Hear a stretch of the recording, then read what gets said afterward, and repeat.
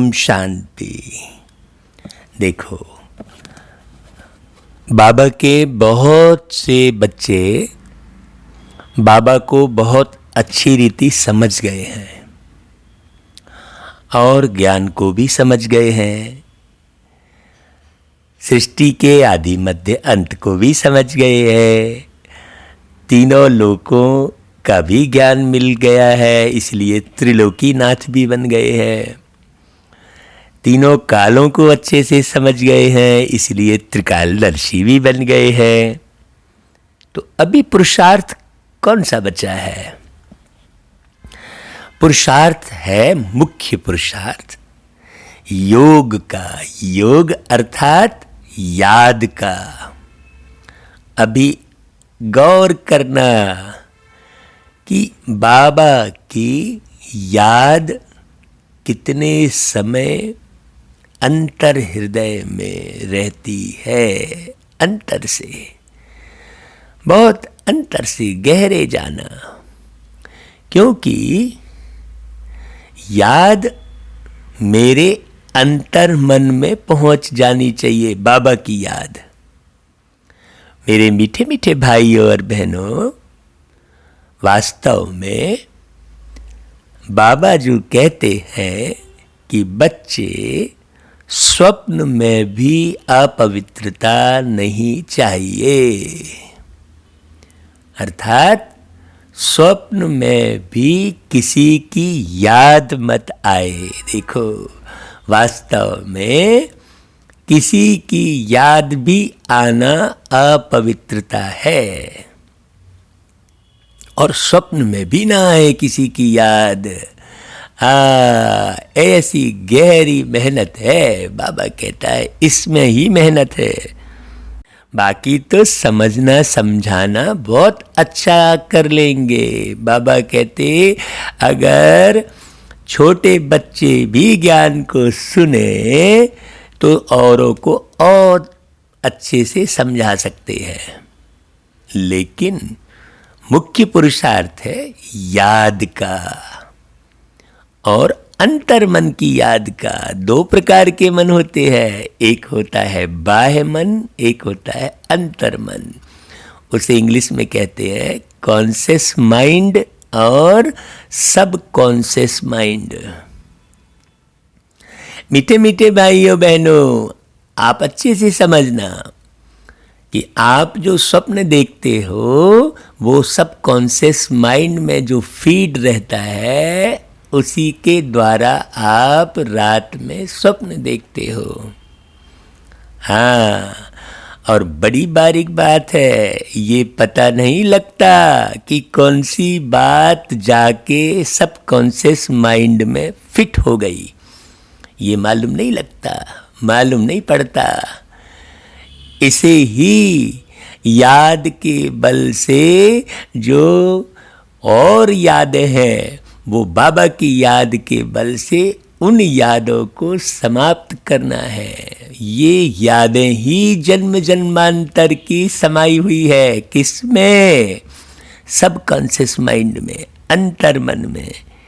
इसीलिए गीत सुना होगा आपने कि अंतर के नैन खोल के हे आत्मन निहार ले। अंतर के नैन खोल के हे आत्मन निहार ले। तू कौन है, आया है कहाँ से? तू कौन है, आया है कहाँ से? ये जरा विचार ले। अंतर के नैन खोल के हे आत्मन निहार ले। यह आपने गीत सुना होगा। अंतर के नैन खोलना है। वास्तव में अंतर के नैन कब खोलना है? जागृत अवस्था में ही अंतर मन को भी जागृत करना है। जिस अंतर मन से आप निद्रावस्था में जो कुछ देखते हैं उसे जागृत अवस्था में रखना है। जब आप चैतन्य में जाग रहे होते हैं तब अंतर मन में जा रहा है, सूक्ष्म गहराई में जाना है। देखो अपन ऊपर ऊपर पुरुषार्थ करते हैं, अब तो हमको सब समझ में आ गया, बाबा बाबा बाबा के गीत गा लिए, बाबा की मुरली सुन लिए। ऐसा नहीं है। याद की यात्रा वास्तव में बाबा जो बार बार याद की ओर ध्यान खिंचवाते हैं, बच्चे में याद की यात्रा में रहो, वो कौन सा है? अंतर मन। और मेरे मीठे मीठे भाइयों, ये अंतर मन जागृत कब होता है? जब आप शरीर छोड़ देते हो। तो शरीर छोड़ने के बाद आपको सब अंतर मन में जो फिट है वो पूरा दिखने लगता है, और फिर आगामी जो जन्म होता है वो आपके अंतर मन में जो जमा होता है उसी आधार पर होता है। क्यों? क्योंकि शरीर छोड़ने के बाद आपका बाह्य मन सुप्तावस्था में चला जाता है। वास्तव में जो नींद है वो नींद एक प्रकार की शरीर छोड़ने वाली ही अवस्था है। इसलिए कहते हैं कि भगवान का शुक्रिया करके सो कि भाई कल फिर उठ सके। तो मुरली को बहुत गौर से सुनना। बाबा अंतर मन में प्रवेश करते हैं। अगर अंतर मन में बाबा को आपने प्रवेश करा लिया तो बुद्धि आपकी जरूर दिव्य बनेगी।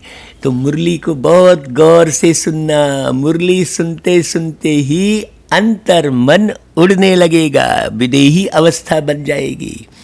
ऐसी स्थिति कोटों में कोई में भी कोई बच्चों की बनती है। नहीं तो सुनाने वाला भी पीछे और सुनने वाला आगे हो जाता है। बाबा ने कहा ये बड़ी गूढ़ी गंभीर बातें हैं। हाँ, आप ऐसा नहीं समझना भाई कि हाँ हम मुरली सुना रहे हैं तो हम आपसे बहुत आगे होंगे। नहीं, बाबा कहता है ये अंदर का पुरुषार्थ है। हाँ, तो बाबा आज 2 फरवरी की मुरली में देखो कितनी प्यारी बातें कर रहे हैं। बाबा कहते मीठे बच्चे, खुदा तुम्हारा दोस्त है और रावण दुश्मन है, इसलिए तुम खुदा को प्यार करते और रावण को जलाते हो।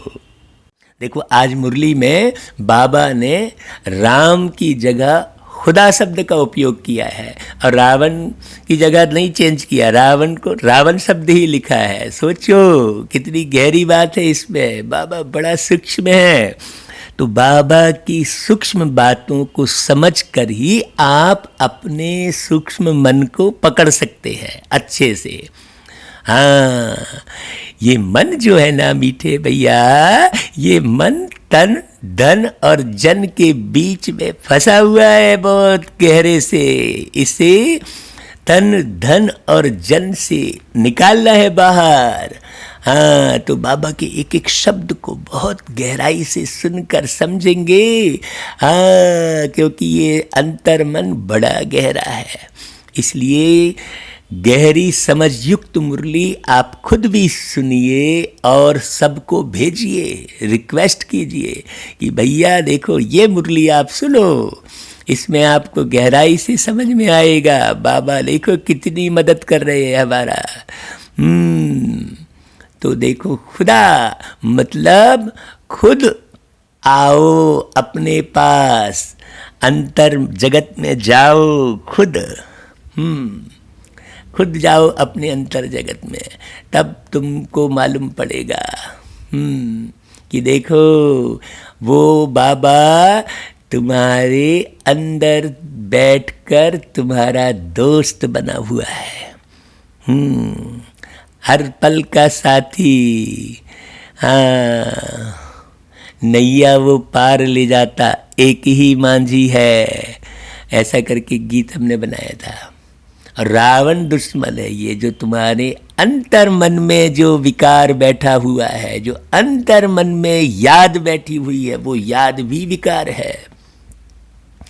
किसी भी वस्तु, व्यक्ति, वैभव की याद है जो अंतर्मन में, जो स्वभाव संस्कार अंतर्मन में बैठे हुए हैं, वही रावण है। देखो, आपका पुराना स्वभाव संस्कार ही तो रावण है।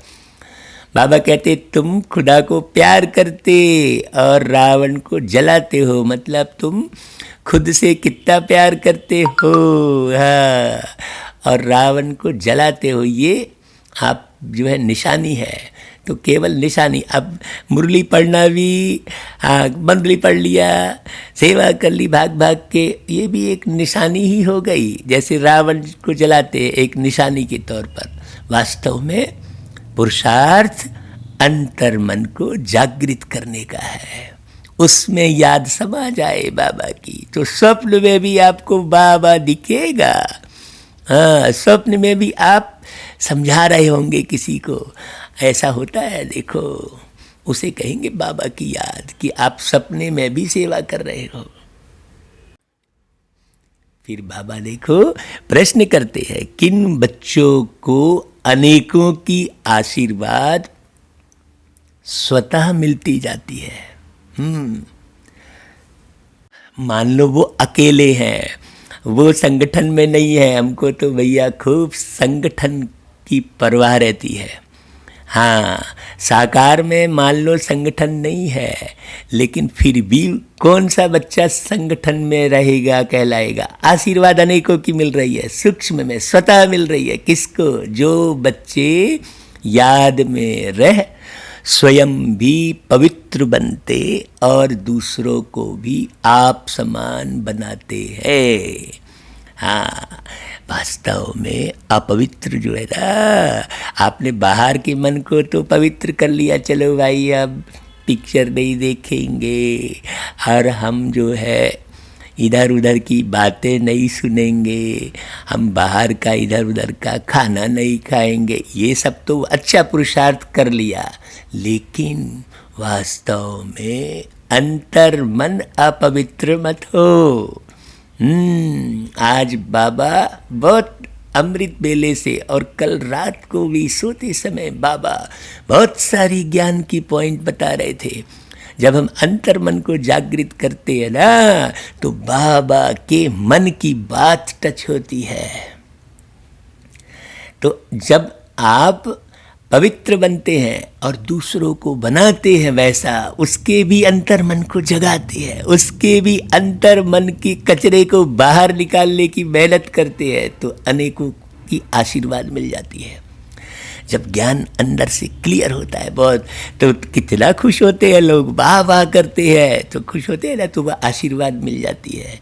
उनका संगठन सूक्ष्म फरिश्तों वाला संगठन बन जाता है।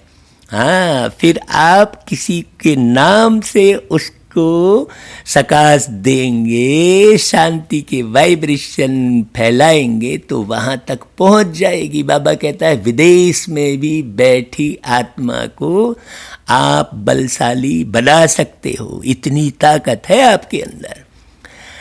समझो, जैसे समझो कि आप हाथ उठा रहे हो, तो ये हाथ कौन उठा रहा है? ये ताकत किसके पास है ना भाई? आत्मा के पास है। आप भोजन करते हो, वो भोजन पचता किसके शक्ति से है? वो आत्मा की शक्ति से भोजन पचता है। किसी मृत शरीर में, अर्थात जिसके अंदर अमृत निकल गया, माने आया ने आत्मा और आत्मा की नॉलेज। हाँ, अब आत्मा ही चली गई तो नॉलेज पूरी आत्मा के साथ चली गई। ज्ञान ही अमृत है।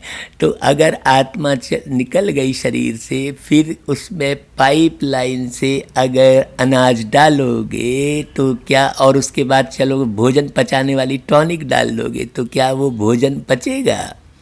तो आत्मा अर्थात आप में ही वो शक्ति है जो आप भोजन को पचाते हो, शरीर के लिए खून का निर्माण करते हो, सब आप करते हो शरीर में बैठकर।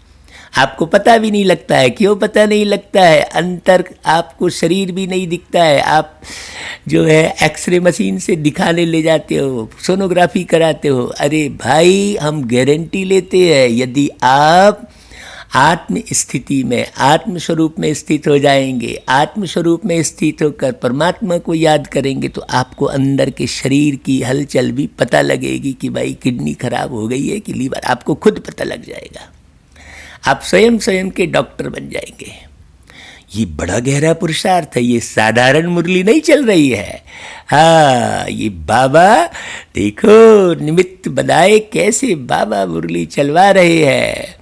तो बाप तुम बच्चों को श्रेष्ठ बनने की एक ही श्रीमत देते हैं। बच्चे किसी भी देहधारी को याद न कर मुझे याद करो।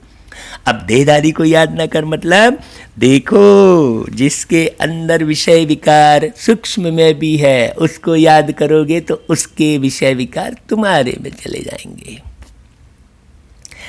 तो अभी तो ऐसा कोई मनुष्य नहीं है साकार में। हाँ, अभी तो नहीं है भाई कि जिसको आप याद करके बाबा की याद आए। तो बाबा बहुत देहधारी को याद नहीं करना मतलब विषय विकारी को याद नहीं करना, जो देह के भान में रहता है उसको याद नहीं करना। हाँ, नहीं तो आपको भी देह भान आ जाएगा। तो अभी तो जितने नाते रिश्तेदार संबंध संपर्क सब देह के भान में रहते हैं। तो आप मान लो किसी की निंदा कर रहे हो तो भी तो उसी की याद कर रहे हो भाई। हाँ, आप किसी की कमी कमजोरी एक दूसरे को बता रहे हो, ये ऐसा है वो वैसा है, तो भी तो आप याद ही कर रहे हो ना। तो इस याद की सूक्ष्मता को समझना। फिर गीत क्या बजा देखो, आखिर वह दिन आया आज। ओम शांति। ओम शांति का अर्थ तो रूहानी बाप ने रूहानी बच्चों को समझाया है। ओम माना मैं आत्मा हूँ और यह मेरा शरीर है। आत्मा तो देखने में नहीं आती है, आत्मा में ही बुरे संस्कार रहते हैं। तो संस्कारों के द्वारा ही समझ में आता है ना भाई, स्वभाव संस्कार के द्वारा। आत्मा में ही मन बुद्धि है। हाँ, तो कोई देखो कैसे बुद्धि का मालिक होता है और कोई कैसे बुद्धि का मालिक होता है। तो बुद्धि का मालिक कौन है? आत्मा। कहते हैं अरे यार इसके अंदर इसमें बुद्धि ही नहीं है। तो किस में बुद्धि नहीं है? शरीर में थोड़ी, आत्मा में। शरीर में बुद्धि नहीं है, मुख्य है आत्मा। शरीर तो मेरा है, आत्मा को कोई देख नहीं सकते, शरीर को आत्मा देखती है, आत्मा को शरीर नहीं देख सकता। हाँ, ये चर्म नेत्र से आप आत्मा को नहीं देख सकते। आत्मा निकल जाती है तो शरीर जड़ बन जाता है, आत्मा देखी नहीं जा सकती, शरीर देखा जाता है। वैसे ही आत्मा का जो बाप है जिसको ओ गॉड फादर कहते हैं वह भी देखने में नहीं आते हैं, उनको समझा जाता है, जाना जाता है। हम आत्माएं सब ब्रदर्स है। अब देखो भगवान तो देखने में नहीं आता है, फिर शरीर उनका भी कोई भी शरीर बना के कैसा भी आकार दे के भगवान भगवान करते रहते हैं, है ना भाई, जबकि वो अशरीरी है। तो बाबा कहते हैं शरीर में आते हैं तो कहेंगे या भाई भाई है या बहन भाई है। आत्माएं तो सब भाई भाई ही है। आत्माओं का बाप परम पिता परमात्मा। जिस्मानी भाई बहन एक दो को देख सकते हैं, आत्माओं का बाप एक है, उनको देख नहीं सकते। बहुत बारीकी से सुनना मुरली को। तो अब बाप आए हैं पुरानी दुनिया को नया बनाने। अभी देखो आप बाह्य मन से मुरली सुनते हो लेकिन अंतर मन कहीं भाग जाता है। हमने इसलिए अंतर मन और बाह्य मन को कंट्रोल करने की बात कही है। भाई बाह्य मन तो कंट्रोल कर लेते हो लेकिन अंदर से कोई और याद आ जाता है मुरली सुनते सुनते। कोई कर्म याद आ जाता है, कोई जो है विचार आ जाते हैं दूसरे। हाँ, बाबा कहते हैं देखो जिस्मानी भाई बहन एक दो को तो देख सकते हैं लेकिन आत्माओं का बाप एक है, उनको देख नहीं सकते।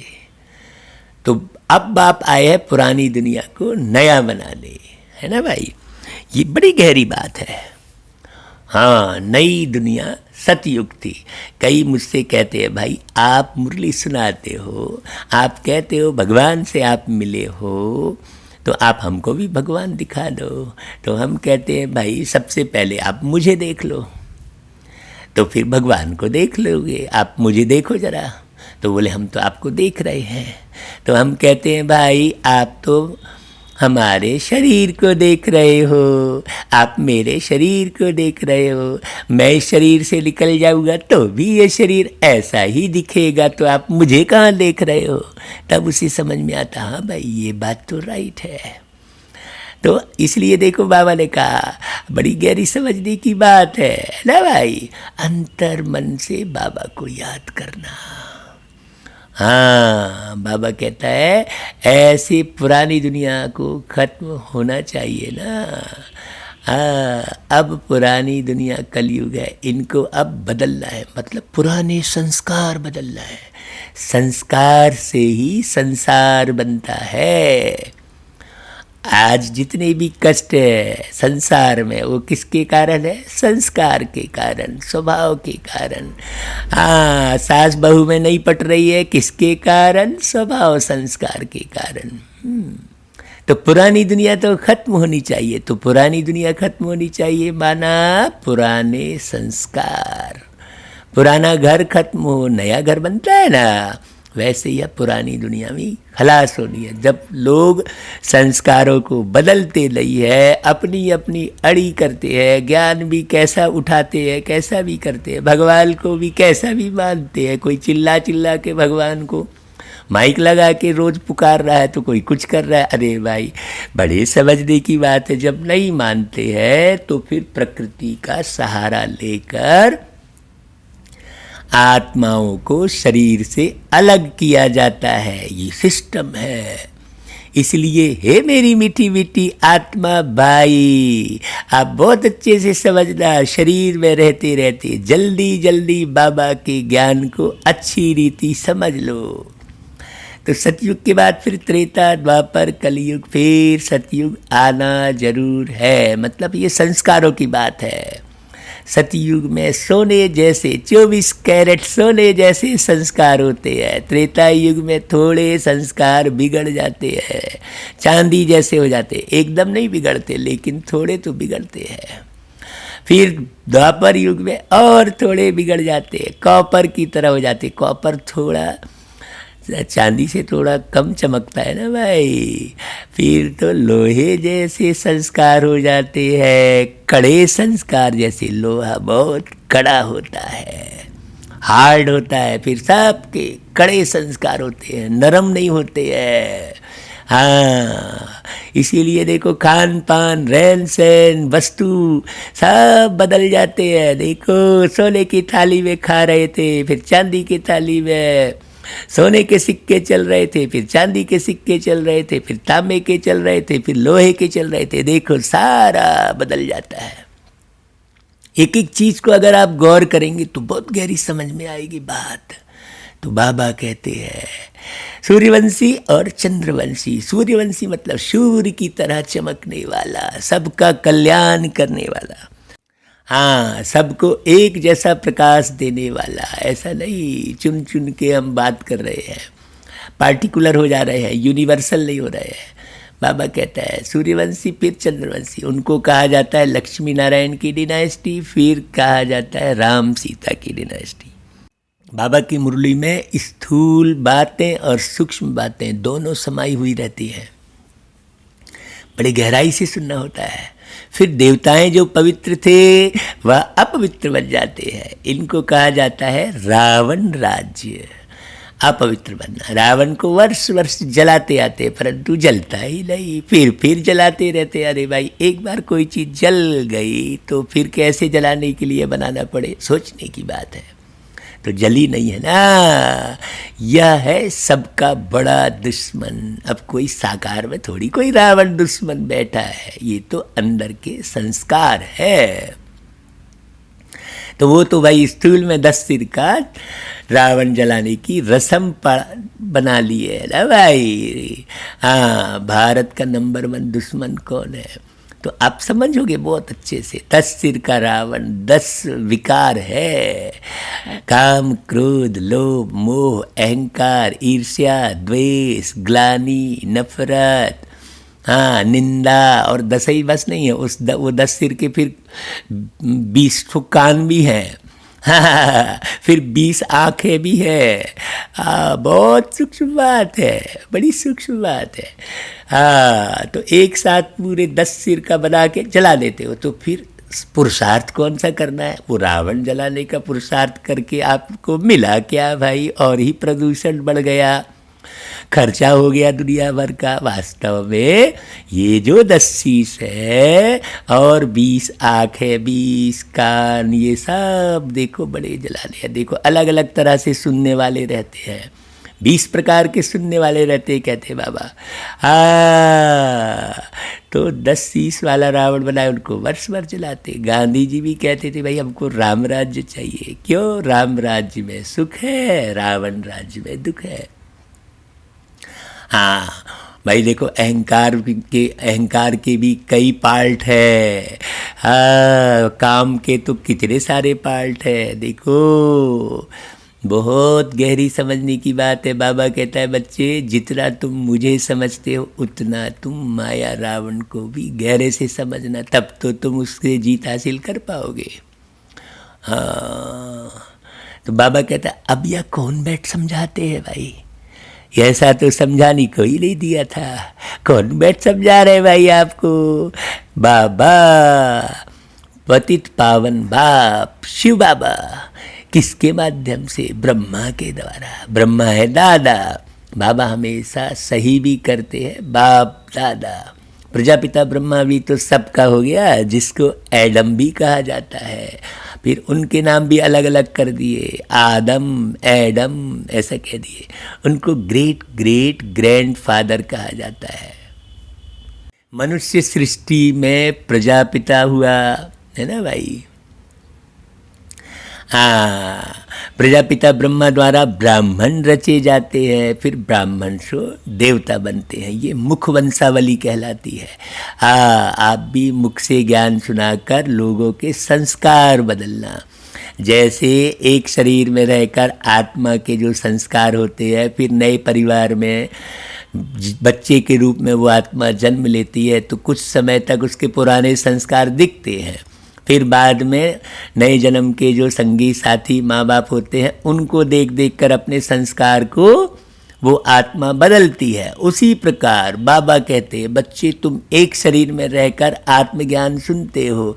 आत्मा वो पुराने संस्कार वाले शरीर को छोड़ इसी शरीर में रहते रहते नए संस्कार बनाती है। तो गौर करो, पहले क्या थे और अब बाबा की मुरली सुनते सुनते क्या बने हो, कितना बने हो। बाबा उदाहरण देते हैं, क्षत्रिय वैश्य शूद्र बन जाते हैं, तो अभी शूद्र से फिर कहाँ तक पहुँचे हो? वैश्य तक पहुँचे हो कि क्षत्रिय तक पहुँचे हो कि ब्राह्मण बने हो कि फिर देवता की संस्कार पूरे आ गए हैं।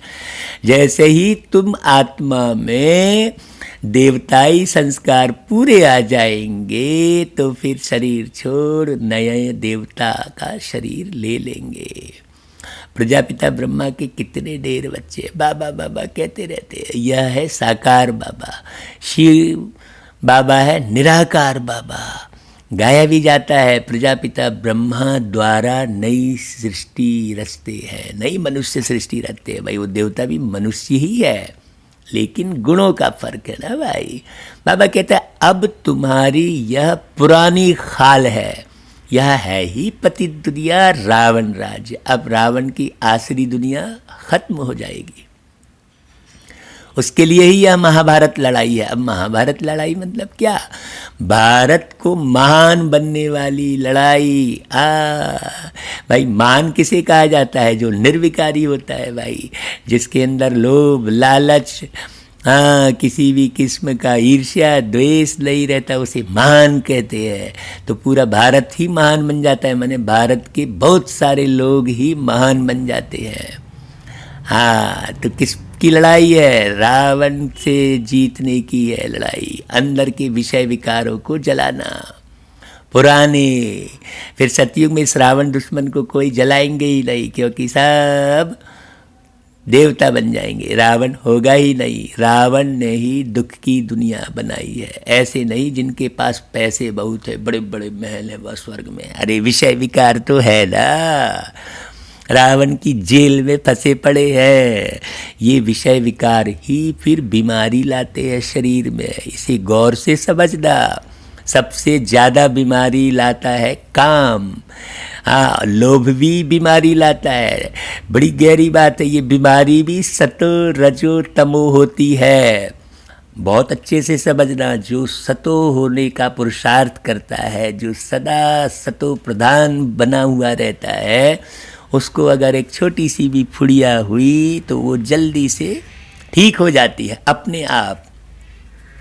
और जो रजो के वृत्ति वाला रहता है, राजसी प्रवृत्ति वाला रहता है, ऐशो आराम में डूबा रहता है, सदा भौतिक सुख साधन के पास लगता रहता है, उसकी बीमारी थोड़े समय चलती है ज़्यादा। हाँ, दवाई ववाई से फिर ठीक होगी। ऐसे तामसी प्रवृत्ति वाला, हाँ बाबा देखो, खान पान रहन सहन देखो, आप यदि बाहर का भोजन करते हो तो वो भी तामसी कहलाएगा। क्यों? क्योंकि आप तमो प्रधान व्यक्ति के हाथ का बना हुआ खा रहे हो, चाहे वो कैसा भी खा रहे हो। बाबा ने ऐसा नहीं, कई बच्चे सोचते हैं चलो बाबा ने तो इसकी छूट दी है, ये खा सकते हैं, ये नहीं खा सकते। आप सोचो, मेहनत करके खुद बनाकर खुद खाओ, क्योंकि तामसी प्रवृत्ति वाली वस्तुएं आप खाओगे तो तामसी प्रवृत्ति आ जाएगी। केवल लहसुन प्याज वाली बात नहीं है। बाबा के बच्चे क्या करते, लहसुन प्याज छोड़ देते, लेकिन किसी तमो प्रधान व्यक्ति के हाथ का भोजन किसी भी प्रकार का, भाई बाहर जो भी सामान बिक रहा है सब तामसी प्रवृत्ति वालों ने ही बनाया है, लोभ लालच में बनाया है। भाई आज कोई भी प्रोडक्ट बनता है तो उसमें लोभ तो समाया रहता है ना, कि इसे ज़्यादा से ज़्यादा लोग खाएंगे तो हम ज़्यादा से ज़्यादा कमाएंगे। हाँ, तो उसमें केमिकल डाल डाल के और उस खाने की सामग्री को लंबे समय तक रखते हैं। आप इतने भूख के वशीभूत काहे हो जा रहे हो कि कुछ भी खाना पड़े? नहीं, बहुत ये शरीर बहुत ज़्यादा कुछ मांगता नहीं है, लेकिन हमारी जीभ मांगती है। हाँ, वो जीभ कर्मेंद्री जो जीभ है उसके वशीभूत हो जाते हैं। हाँ, तो खूब पैसा धन कमा लिया, लेकिन बड़े बड़े महल में रह रहे तो बोले हम स्वर्ग में रह रहे, लेकिन लोभ लालच तो भरा पड़ा है। देखो भैया, समझने में हड़बड़ी नहीं करना, बहुत इत्मीनान से मुरली सुनना, पूरे शब्द को एक एक अच्छे से सुनना। जितना गहरे से समझेंगे, भाई समझना किसके माध्यम से है, भाई वो माइंड ही लगाना पड़ता है ना। बोले भाई माइंड लगाओ, तो अब बाबा कहता है जो सूक्ष्म मन है उसको अच्छे से समझाओ। उस सूक्ष्म मन में, अंतर मन में गहरे से एक एक बात बिठाओ। हाँ, तो फिर बाबा की याद बड़ी सहज आएगी। ये बिल्कुल हम अपने अनुभव की बात आपको शेयर कर रहे हैं, तो अब समझो अच्छे से। बाप समझाते हैं, बल किसके पास करोड़ है, परंतु यह तो सब मिट्टी में मिल जाने वाले हैं। नई दुनिया में फिर नई खानियाँ निकलती है, जिससे नई दुनिया के महल आदि सारे बनाए जाते हैं। यह पुरानी दुनिया अब खत्म होनी है। हाँ देखो, दिखाते हैं सुदामा जो है कृष्ण जी के पास महल में कई दिनों तक रहे, 16,108 पटरानियाँ उनकी सेवा में रही, लेकिन उनने पुराने संस्कार, वो वस्त्र जो क्या है वो विचार है वास्तव में, जो फटे पुराने वस्त्र, कृष्ण जी ने देखा कि अरे ये तो अपनी गरीबी को छोड़ ही नहीं रहा है, इसे मेरे पास आने के बाद भी विश्वास ही नहीं है, ये तो हमेशा ख्याल में ही है, अपने पुराने में ही ख्याल में है। तो फिर क्या होता है, क्या दिखाया है, यही दिखाया है ना कि चलो भाई फिर से वही वस्त्र पहन के विदा कर दिया। तो वो सुदामा सोचे अरे यार, मैं जिस ख्याल से आया था वो तो पूरा ही नहीं हुआ। उसे ये नहीं मालूम है कि गुप्त रीति उसकी दुनिया बदल गई। हाँ, तो नई दुनिया उसकी बन गई, सोने का सुदामा नगरी बन गई, उसे मालूम नहीं। ऐसे ही दुनिया वाले भी देखो, ये मुरली चल रही है, बाबा एक एक बच्चे को अंदर बिल्कुल बाबा ये मुरली में तो मेहनत कर ही रहे हैं। जो बच्चा खूब अच्छे से मुरली सुनता पढ़ता है और बाबा की याद करता है, बाबा को उसकी टचिंग होती है, बाबा उसके पास जाते हैं, ये बड़ी सूक्ष्म बात है। हाँ, वो विश्वकर्मा कौन है? वो शिव बाबा है, विश्वकर्मा। हाँ, जो अशरीरी रूप में रहकर पूरे विश्व के लिए सुंदर कर्म करते रहते हैं, सबके पास जाते हैं। वो समय अभी है, यही वो समय है जब बाबा धरती पर विचरण कर रहे हैं। आप खूब याद करो अशरीरी होकर, तो ही आपको टचिंग होगी।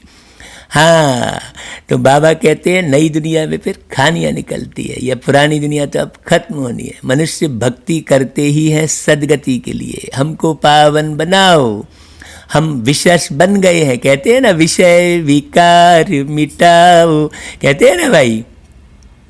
तो विशेष को पतित कहा जाता है। सतयुग में है ही वाइसलेस, संपूर्ण निर्विकारी।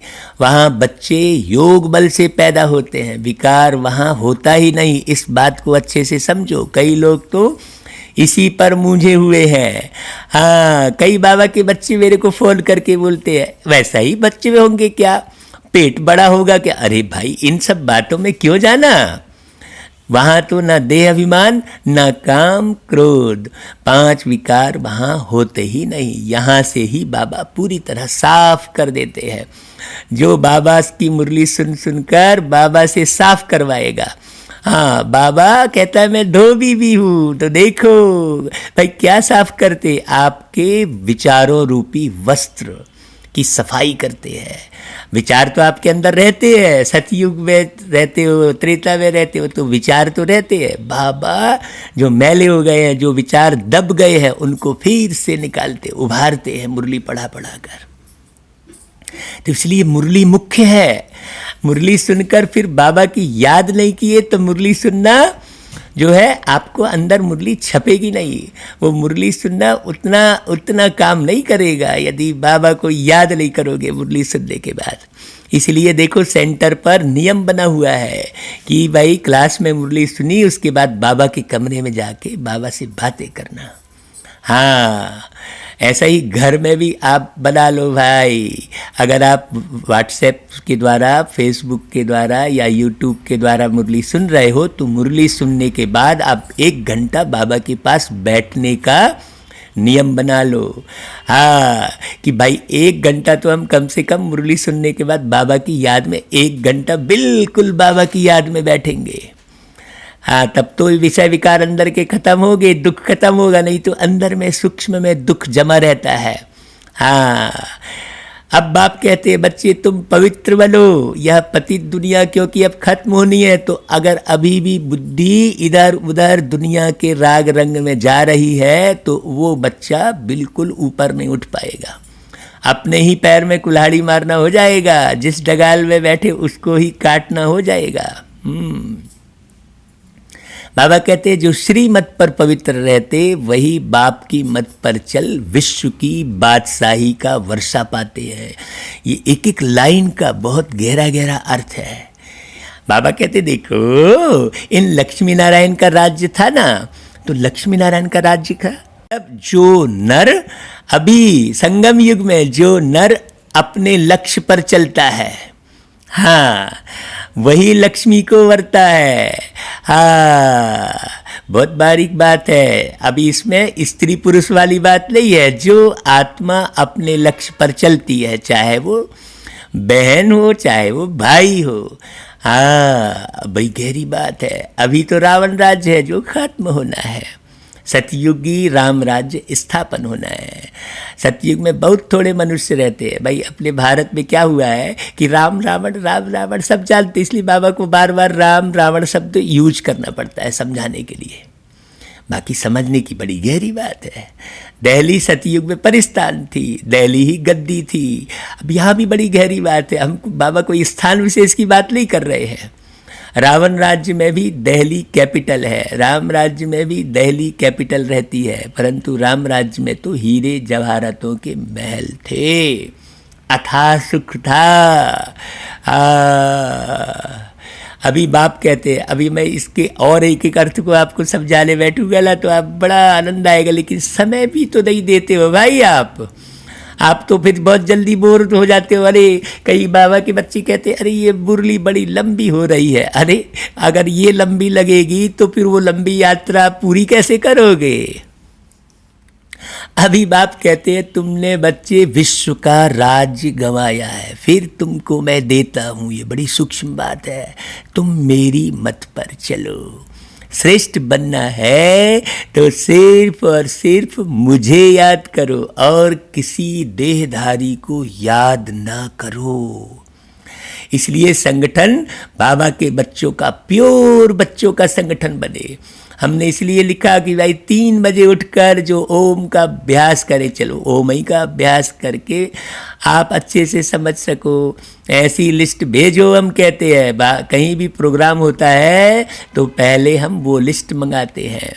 हाँ, क्योंकि हमें घेराव करना है पूरा, उस गांव में पहले फरिश्ता बनकर जाना है, फिर प्रोग्राम करना है। ऐसे नहीं फटाफट प्रोग्राम कर लिए, जल्दी जल्दी आया बढ़िया, चलो भाई साउंड सिस्टम मंगाओ, बड़े बड़े प्रोग्राम, बैनर पोस्टर छपा दो। भाई बैनर पोस्टर तो चलो बुलाने के लिए छपाना पड़े, लेकिन हमारा सूक्ष्म पुरुषार्थ भी चले। हाँ, हम अशरीरी होकर लोगों के पास जाकर संदेश देवे, भैया फलानी तारीख को ये प्रोग्राम हो रहा है, ऐसा सूक्ष्म में जाएं, उस आत्मा के नाम सहित उससे बात करें। ऐसी सेवा बाबा कहता है, देखो याद करो तो तमो प्रधान से सतो प्रधान बन जाएंगे, तुम मेरे पास चले आएंगे, मेरे गले की माला बनकर फिर विष्णु की माला बन जाएंगे। देखो कितनी गहरी बात है। माला में ऊपर मैं हूँ, फिर 2 हैं ब्रह्मा सरस्वती, वही सतयुग के महाराजा महारानी बनते हैं। हाँ, अब ब्रह्मा सरस्वती कोई शरीर की बात नहीं है, ये आत्मा का पुरुषार्थ है।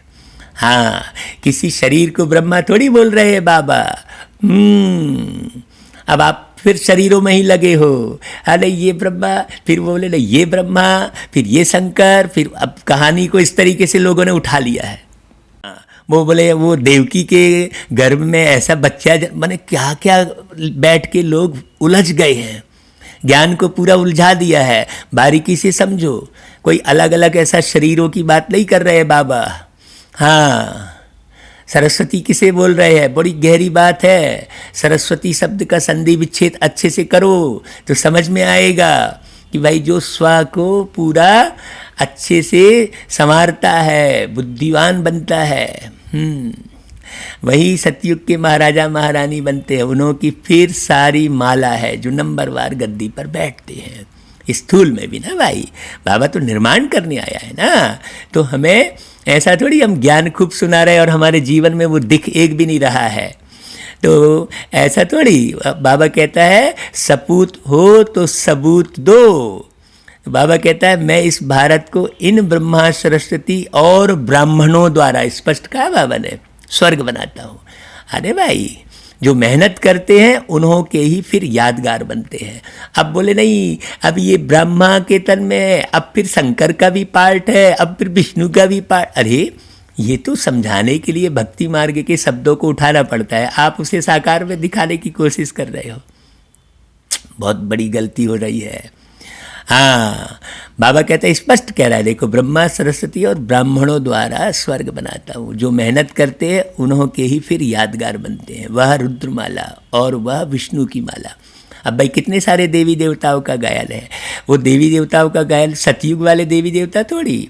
आप जो शंख चक्र गदाधारी आप हो, लेकिन आप बार बार नीचे उतर जाते हो, इसलिए ब्राह्मणों को वो जो है न देकर फिर वो निशानी किसको दे दी, देवताओं को दे दी है तो आपके, लेकिन आप बार बार गिरते फिर उठते फिर रोते फिर उछलते ये करते, हाँ खूब ज़्यादा इसमें उसमें चल दे तो फिर आपको काय को लेंगे भाई वो यादगार। बाबा कहते हैं रुद्रमाला है आत्माओं की और विष्णु की माला है मनुष्यों की। ये भी बड़ी समझने की बात है। तो पहले रुद्रमाला में आना पड़े ना, तो पहले आत्मा को पावन बनाना पड़े ना भाई। सारा समय आप देह के भान में हो, देह के सारे पूर्ति में लगे हो, तो फिर आत्मा का पुरुषार्थ कब करोगे? तो रुद्र की माला में तो नहीं होना, तो जो रुद्र की माला में नहीं है वो विष्णु की माला में भी नहीं होगा। बड़ी गहरी गंभीर बातें हैं ये सब। बाबा कहते हैं आत्माओं के रहने का स्थान वह निराकारी परम धाम है। हाँ, जिसको ब्रह्मांड भी कहते हैं। आत्मा कोई अंडे मिसल नहीं है, आत्मा तो बिंदी मिसल है, तो परमात्मा भी बिंदी मिसल है। अब बताओ, अब अंडे मिसल बना रहे ये कर, देखो बाबा स्पष्ट कह दिया भाई, अंडे मिसल तो ये पूरा ब्रह्मांड है। हाँ, हम सब आत्माएं वहाँ स्वीट होम में रहने वाली है भाई। याद आता है वो स्वीट होम, वो शांति, वो परम धाम वाली शांति में रहते हो अंदर। बड़ी गहरी बात है। बाप के साथ हम आत्माएं भी रहती है, ऐसा अनुभव होता है। सुना हमने, समझा, लेकिन अनुभव किया क्या? जब तक आप अनुभव नहीं करेंगे आप अनुभव नहीं होंगे। हाँ, ये बाबा हमेशा वरदान में भव शब्द लगाता है ना भाई, ये है ना, तो बड़ी गहरी बात है। बाबा कहते देखो वह है मुक्ति धाम। मनुष्य सब चाहते हैं मुक्ति धाम में जाए। अब यहाँ पर मुक्ति धाम किसको बोलते हैं? वो शमशान घाट को, जहाँ पर मुर्दों को जलाते उसे मुक्ति धाम बोल देते हैं। हाँ बताओ भला, सोचने की बात है। बाबा कहते हैं वापस कोई जा नहीं सकते, सबको पार्ट में आना ही है। तब तक बाप तुमको तैयार कराते रहते हैं। हाँ, उधर जन्म जन्म पढ़ते रहते हैं वो लोग। हाँ, वो अपने पढ़े हैं जन्म के चक्कर में, देवान में पढ़े हैं। हाँ, वो देख रहे हैं गंदी पिक्चर, वो प्यार वाली पिक्चर, वो उल्टपटांग सब देखे पड़े हैं। बाबा कहते इधर चुपचाप बाबा तुमसे तैयारी करवा रहे हैं। दुनिया हिरी हुई है सारा चलचित्र देखने में। भाई बाबा का लाख लाख शुक्रिया। जिस दिन बाबा ने कहा बच्चे ये 22 को पाप की जड़ है, उस अभी देखो 20 22 25 साल हो गए होंगे। हाँ, घर में टीवी रखा ही नहीं अब ले, और अभी तो हर हाथ में टीवी आ गया। बड़ा देखो माया रावण जो है बार बार सामने आता है। हाँ, हमको बचना होता है भाई। बाबा कहता है देखते हुए नहीं देखना का मतलब क्या हुआ? वो हमने ऊपर सुनाया ना भाई मुरली के पहले, सब कॉन्शियस माइंड से नहीं देखना, अंतर मन में ना पहुंचे कोई बात। तो बाबा कहता है देखो तुम तैयार हो जाएंगे तो फिर जो भी आत्माएं हैं वह सब आ जाएंगी, फिर खलास। देखो तुम्हारी तैयारी मुख्य है। जो मुरली सुन रहे हो ना, तुम तैयार हो जाओ, अपने स्वयं को पूरा पूरा तैयार कर लो। बाबा कहता है फिर सब आ ही जाएंगे, फिर खलास होगा, तुम जाकर नई दुनिया में राज्य करेंगे, फिर नंबरवार, फिर चक्कर चलेगा। भाई गीता में सुना ना, आखिर वह दिन आया आज, वो सुना ना भाई गीत में आपने। तुम जानते हो जो भारतवासी अब नरकवासी है वह फिर स्वर्गवासी बनेंगे। स्वर्गवासी मतलब कोई भी अंदर में मतभेद वर्गभेद नहीं रहेगा, सब स्वयं की ओर ही ध्यान देते हुए चलते हैं। बाकी सब आत्माएं शांति धाम में चली जाएंगी। समझाना बहुत थोड़ा है। अलफ बाबा, बे बादशाही, अलफ को बादशाही मिल जाती है। अभी बाप कहते हैं मैं वही राज्य फिर से स्थापन करता हूँ। तुम 84 जन्म पाए, अब पतित बन गए हो। पतित बनाया किसने? रावण ने। फिर पावन कौन बनाते? भगवान, जिसको पतित पावन कहते हैं। तुम कैसे पतित से पावन, पावन से पतित बनते हो? यह सारी हिस्ट्री जाग्रफी रिपीट होगी। बाबा ही समझाते हैं। यह विनाश है ही इसके लिए। काहे के लिए भाई? विषय विकारों को मिटाने के लिए। कहते हैं ब्रह्मा की आयु शास्त्रों में 100 वर्ष है। यह जो ब्रह्मा है जिसमें बाप बैठ वर्षा दिलाते हैं, उनका भी तो शरीर छूट जाएगा। आत्माओं को बैठ, आत्माओं का जो बाप है वह समझाते हैं। बड़ी गहरी गहरी बात है। देखो मनुष्य मनुष्य को पावन नहीं बना सकते। देवताएं कभी विकार से नहीं पैदा होते हैं, पुनर्जन्म तो सब लेते हैं ना। बाप कितना अच्छी तरह से समझाते हैं कि कहाँ तो तकदीर जग जाए भाई बच्चों की, लेकिन वाह बाबा और वारे बच्चे देखो, बाप आते ही है मनुष्य मात्र की तकदीर जगाने। सब पति दुखी है ना, त्राही त्राही कर विनाश हो जाएंगे। इसलिए बाप कहते हैं त्राही त्राही करने के पहले मुझ बेहद के बाप से वर्षा ले लो। हाँ, ले लो शिव बाबा से वरदान, ओ मीठी प्यारी आत्मा ओ, है ना भाई। हाँ, बाबा से ले लो। यह जो कुछ दुनिया में देखते हो यह सब खत्म हो जाना है। Fall of Bharat, rise of Bharat, इसका ही खेल है। राइज ऑफ वर्ल्ड, स्वर्ग में कौन कौन राज्य करते, यह बाप ही बैठ समझाते हैं। हाँ, जांचो भाई, राइज ऑफ भारत देवताओं का राज्य, फॉल ऑफ भारत रावण राज्य।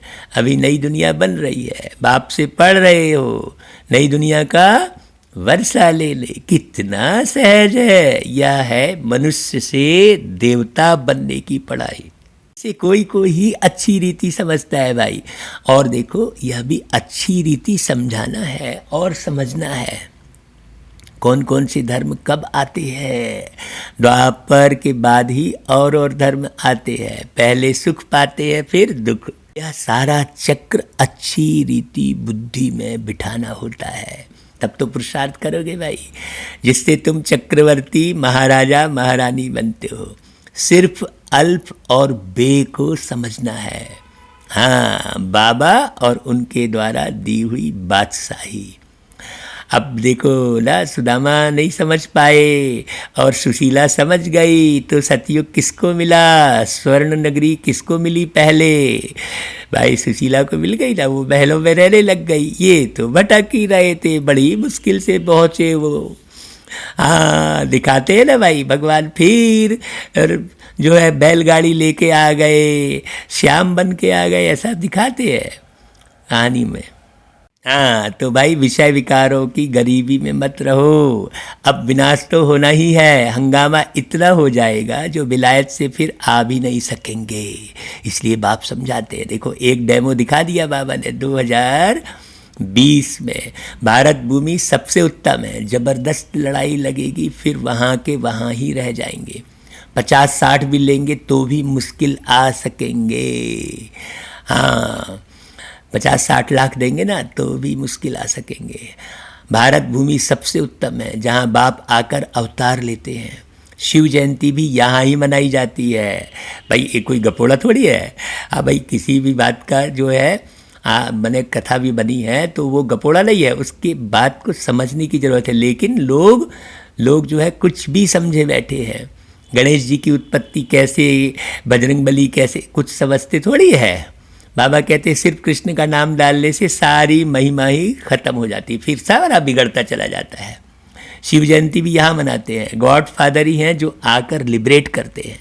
तो ऐसे बाप को ही नमन करना चाहिए, उनकी ही जयंती मनाना चाहिए। वह बाप यहाँ भारत में आकर सबको पावन बनाते हैं। अब जयंती मनाए तो बड़े बड़े शिवलिंग लेके घूम गए, ऐसा थोड़ी है भाई। यथार्थ हमें भी समझना है और यथार्थ औरों को भी समझाना है। ऐसा थोड़ी हमने बिंदु का लोगो लगा दिया तो बाबा की सेवा हो गई। हाँ, हमें बिंदु बनना है। हाँ, हमारे जीवन से वो बिंदु दिखाई दे। नहीं, हमने चित्र खूब बिंदु वाले लगा दिए, नहीं झंडा फहरा दिए, बस भाई वो भी फहराना है, चलो ठीक है, नए लोग समझेंगे, लेकिन ऐसा थोड़ी नहीं, उसके बिगैर होगा ही नहीं। हाँ, बाबा कहते हैं देखो जयंती भी मनाना चाहिए। वह बाप यहाँ भारत में आकर सबको पावन बनाते हैं, तो सबसे बड़ा तीर्थ ठहरा ना, सबको दुर्गति से छुड़ाए सदगति देते हैं। तो भारत सबसे बड़ा तीर्थ है ना भाई। यह ड्रामा बना हुआ है, अभी तुम आत्माएं जानती हो। हमारा बाबा हमको इस शरीर द्वारा यह राज समझा रहे हैं। इसलिए सतयुगी दुनिया के निर्माण का भार उठाओ। हे भारत में रहने वाले मेरे मीठे भाई बहनों, ये भार उठाओ। भारत का गायन है। हाँ, तो हम आत्मा इस शरीर द्वारा सुनती है। आत्माभिमानी बनना है, अपने को आत्मा समझ, बाप को याद करो तो कट निकलती जाएगी और प्योर बन तुम बाप के पास आ जाएंगे। जितना याद करेंगे उतना पवित्र बनेंगे। आज तो थोड़ा थोड़ा बाबा ने याद के ऊपर से विशेष रूप से समझाइश दिलवाई है। हाँ, तो उसे बहुत गहरे से समझ कर याद में रहना है। औरों को भी आप समान बनाएंगे तो बहुतों की आशीर्वाद मिलेगी, ऊंच पद पालेंगे। इसलिए गाया जाता है सेकंड में जीवन मुक्ति। अच्छा भाई, बाबा फिर याद प्यार देते हैं सभी सिकिलधे बच्चों को, जो बिछुड़ गए हैं, जो भूल गए हैं, उनको बाबा याद प्यार देते हैं, नमस्ते करते हैं बाबा। हम बच्चे भी बाबा को याद प्यार देते हैं, नमस्ते करते हैं। अच्छा भाई, फिर धारणा के लिए क्या सार होगा, आप खुद देखो, फिर से रिपीट मुरली सुनो और अपना सार स्वयं निकालो भी। सार निकालने आना चाहिए। संसार का निर्माण करने चले हो ना, तो सार तो निकालो। बाबा का सार सुनो, श्रीमत पर पवित्र बन, हर कदम बाप की मत पर चल, विश्व की बादशाही लेनी है। एक भी विष न रहे, तब विश्व की बादशाही मिलेगी। जरा भी दुख भी एक विष है। कहते हैं चिंता से चतुराई घटे, दुख से घटे शरीर। बाबा कहते हैं देखो, इसलिए बाप के समान दुख हरता, सुख करता बनना है। दूसरी पॉइंट, मनुष्य से देवता बनने की यह पढ़ाई सदा पढ़ते रहना है भाई। अभी तो आपको आँखों की भी मेहनत नहीं है। अभी तो यूट्यूब में आपको मिल रही है, आप सुनकर ही समझ सकते हैं बहुत अच्छे से। सबको आप समान बनाने की सेवा करके आशीर्वाद प्राप्त करनी है। फिर वरदान। हाँ भाई, आप देखो जमा कैसे होगा, जितना ज़्यादा मेहनत करोगे उतना ही जमा होगा ना भाई। आप जितना त्याग करोगे वो जमा होते जाएगा। आप सब सुख के साधन यहीं ढूंढते रहोगे और सुख लेते रहोगे साधनों से खुद ही, तो वो त्याग कहाँ कहलाया।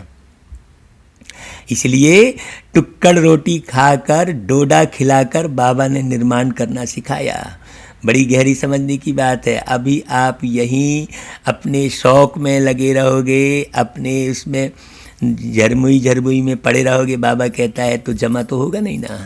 त्याग तो कुछ दिखा नहीं ना भाई। हाँ, त्याग से ही भाग्य बनेगा। आप छोड़ोगे वही तो जमा होगा आपका, ब्याज सहित मिलेगा 21 जन्मों तक। अच्छा, वरदान सुनते हैं भाई। अधिकारीपन की स्थिति द्वारा बाप को अपना साथी बनाने वाले सदा विजयी भव। हाँ देखो, वरदान में क्या पॉइंट बोले शुरू में, अधिकारीपन की स्थिति, भिखारीपन की स्थिति नहीं। हाँ, बाप को साथी बनाने का सहज तरीका है अधिकारीपन की स्थिति। जब अधिकारीपन की स्थिति में स्थित रहते हो, तब व्यर्थ संकल्प व अशुद्ध संकल्पों की हलचल में व अनेक रसों में बुद्धि डगमग नहीं होती है। नहीं तो सारे रस याद आते रहेंगे। हाँ बिल्कुल, त्याग वाला जीवन। इसलिए देखो, वरदान सुनाने के पहले त्याग शब्द बाबा ने कहलवाया। तो बुद्धि की एकाग्रता द्वारा सामना करने, परखने व निर्णय करने की शक्ति आ जाती है। अनेकों रसों में डूबने से फिर बुद्धि डगमग होती रहती है। हाँ, वो बुद्धि में निर्णय करने की क्षमता नहीं आएगी। फिर पूछते रहेंगे इधर से उधर, कैसा करें, कहाँ जाए, हाँ अरे हमको तो समझता नहीं, ऐसा बोलते रहेंगे। क्यों? क्योंकि अनेक रस में डूबे हुए हैं, एक रस बाबा की याद का नहीं समाये हैं, एक रस में बैठकर बाबा को याद नहीं कर रहे हैं। तो बाबा कहते हैं भाई, उसमें फिर एकाग्रता नहीं रहती तो सामना करने की शक्ति नहीं रहती, फट फाँ हो जाएंगे, छुई मुई की तरह हो जाते। बाबा कहते परखने की शक्ति, निर्णय करने की शक्ति नहीं रहेगी तो एट ए टाइम आप क्या निर्णय लोगे। आपके पास हमेशा ये मुरली थोड़ी रहेगी। हाँ, ये नेट भी तो भ्रष्ट हो जाएगा भाई। तो आप इस मुरली को सुन सुनकर अपने को अच्छे से मजबूत बनाओ। इतने शक्तिशाली बनो जो सहज ही माया के अनेक प्रकार के वार से आप विजयी बन जाओ। हाँ, है ना भाई। तो बुद्धि को डगमग मत करो, बुद्धि का योग प्यारे बाबा में लगाओ। अच्छा भाई, फिर स्लोगन, राजयोगी वह है जो सेकंड में सार से विस्तार और विस्तार से सार में जाने के अभ्यासी है। हाँ, विस्तार में कहाँ जाना है? ज्ञान के विस्तार में जा सकते हो, योग के विस्तार में जा सकते हो भाई, धारणा करने के विस्तार में जा सकते हो, सेवा के विस्तार में जा सकते हो।